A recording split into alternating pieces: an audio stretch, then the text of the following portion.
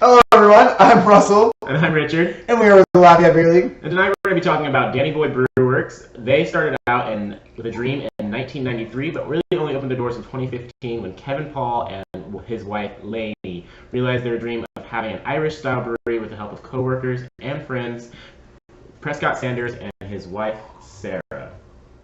This is a really heady beer. Yeah, well, you know when you open it up and you just pour it in the glass, you don't let it settle. These things happen. You know what's really interesting about this brewery is they actually made their first batch, Dustin Brown, their head brewer, in 2014.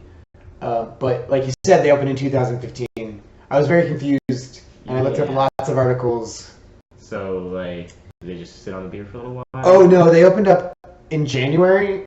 So that's where my confusion came from. Is like, well, they did start brewing beer, and then they opened up. Yeah, it was definitely confusing. Well, I mean, but they also have a what did you find, a 15-barrel system? Oh yeah, they have a 15-barrel system, cool. So they definitely have a large enough system to be doing some really good production. Cool.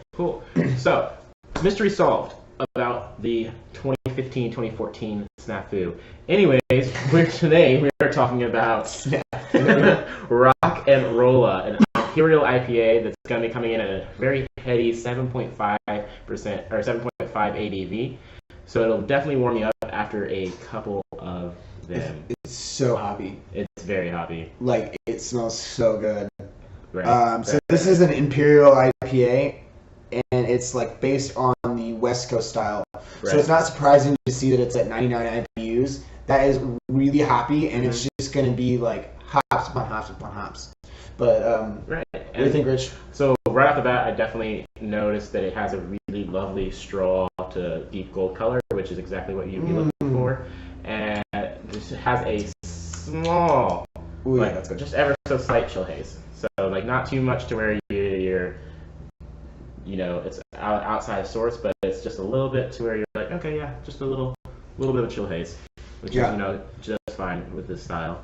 Definitely. So with this kind of beer style, you're going to get mostly low to medium malt aromas, and the same is going to be with the taste. You might notice some malt in this, but it's not going to be the present flavor. Right. It's definitely going to be those tropical, fruity, floral notes that you're going to get from the hops. So. Which is exactly what I would say. Like when I taste this, I taste all the hops, which most people think it's super bitter, but I also don't really feel like it's all that bitter. I think it's very low on the bitter scale. Right, it's really well balanced out, even though it does come in at that 99 IBU area, which is, pretty high as far as IBUs go, but it's still... Right, but see, that's the thing about, like, IBUs is sometimes you get so high. Like, I think at that 100 point, right, it starts tasting completely different, and it's almost enjoyable. It's no longer that biting bitterness. Right, I agree. So, mouthfeel itself is going to be medium to low, as well with a little bit of carbonation, which I would agree. It has a decent, kind of pleasant mouthfeel. I think you mentioned that it kind of has like maybe a stickier. Oh yeah, I feel like this kind of beer has one of those things where the hoppy resin kind of coats to your tongue. Like that's not a thing, but that's kind of what it feels like. Yeah, and I can see where you're coming from. That I don't know what the technical tasting terms would be to describe that sensation, but you can definitely go figure it out yourself and pick up a can and see what we're talking about for sure. Right. So overall, this should just be a really hop-heavy beer style. The hops should be more reminiscent of like fruit rather than spice. Which I definitely agree. I mean, they use mosaic hops, like it says on the back of the can. Big and Bold Rock and Rolla uses all mosaic hops, giving this IPA smooth caramel notes on the front, balanced by bitter grapefruit notes on the back. Purely stated, it's wicked awesome beer. So they kind of do just give a really good description of what you're going to expect here. I feel like I taste all the grapefruit they're talking about. Grapefruit is definitely present. And a little bit of the caramel as well. Like I think I taste a little bit of that. Not caramel. Yeah, I don't know if I can taste the caramel, but like I know that there is that like malt backbone to this, to where it's being balanced out. Can I say it's caramel? No, I wouldn't say like where there's caramel or anything like that. Just kind of like it's like a note for sure. Just like malt caramel. Yeah. Absolutely. It's definitely a solid beer.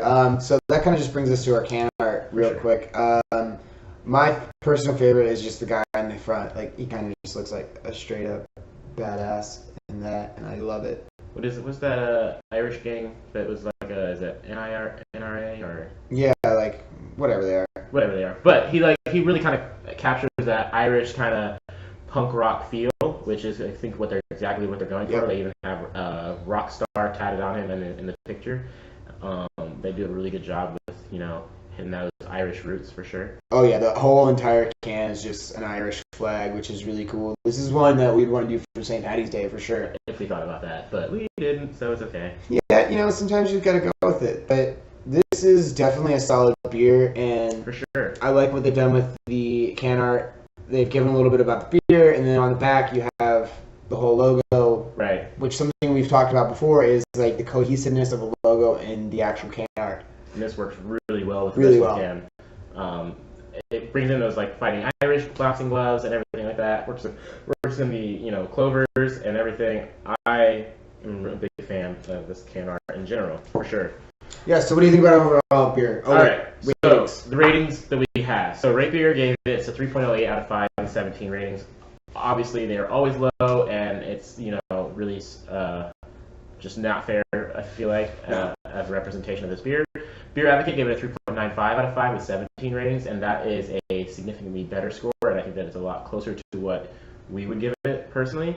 And then Untapped is a 3.66 out of 5 with 2,591 ratings. That's also a pretty good score. I think it's a little bit low. I'm giving it a 3.7. I think that it hits the style really well.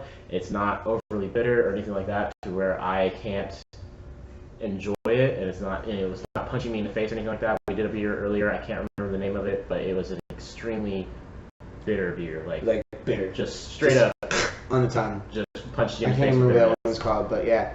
I actually really like that one, and I really like this one as well. That's why I'm going to go ahead and just throw a 4.5 on this bad boy. Yeah, you are delicious. You are a hophead for sure. Delicious. That brings our overall average LBL score to a 3.78, which is a very respectable beer. So we definitely worth trying. Definitely, yeah. We got this beer at Bedrock Liquors in Dayton. Yep. But I'm pretty sure they also have it at the Village Bottle Shoppe on campus. So if you're looking for this beer, those are probably the two places I'd search first. And if you we have found that if we're looking for a beer, you can definitely call the liquor stores, and a lot of them will be able to get those in. They can order them or like that sort of stuff. Yeah, definitely. Especially if you're a regular in there and you buy beer there a lot, they'll work with you and stuff like that. So just call them, find out that sort of thing, and really help get some good beer in there for sure. Yeah, so that pretty much wraps it all up for us. Thank you everyone for watching. Please like, subscribe, and do all the things to show your love and support for the LBL. Right, and like always, for any information about the beer, the brewery, or any of the other information that we used in the article, we have linked sources for those down below in the description. So check those out, and remember, keep exploring beer. Yeah, absolutely. Have a wonderful day.